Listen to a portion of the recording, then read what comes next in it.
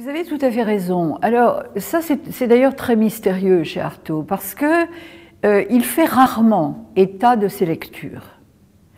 On se demande comment il en est arrivé à penser un certain nombre de choses, justement en accord avec certains auteurs, tels Guénon.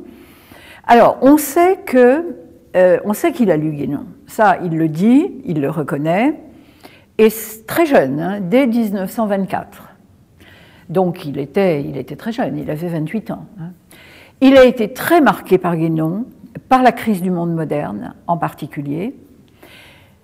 Pourquoi? Parce que c'est aussi une des caractéristiques de la pensée d'Artaud et qui interdit, à mon avis, de le classer parmi les avant-gardes.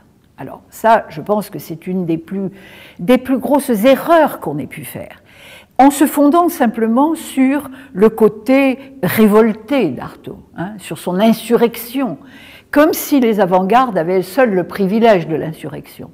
Or, Artaud n'est pas un moderne, encore moins un postmoderne, et il se situe lui-même, si on peut dire dès le début, comme un violent critique de la modernité. Alors ça, je dois dire, c'est vraiment un des aspects les plus originaux de votre livre. Et là-dessus, vous êtes totalement, il faut le dire, à contre-courant d'une certaine tendance. Oui, je sais. Des turiféraires d'Artaud, oui. depuis 30 ans. Je sais, mais je suis sûre de ce que je dis.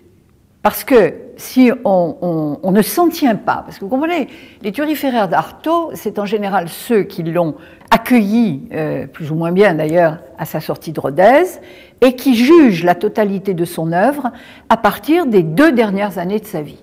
Bon. Or, à partir du moment où on récapitule la totalité de cette trajectoire incroyable, hein, et où on se plonge dans la totalité des écrits, c'est énorme. Je rappelle, 28 volumes chez Gallimard, dont certains très gros, 2400 pages de cahiers d'Ivry, à peu près 500 pages de lettres. Donc on a affaire à une œuvre énorme.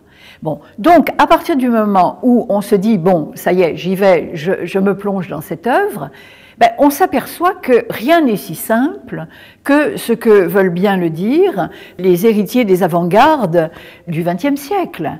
À savoir que dès ses débuts littéraires et théâtraux, et cinématographiques d'ailleurs, Artaud s'est toujours situé en rupture avec la modernité.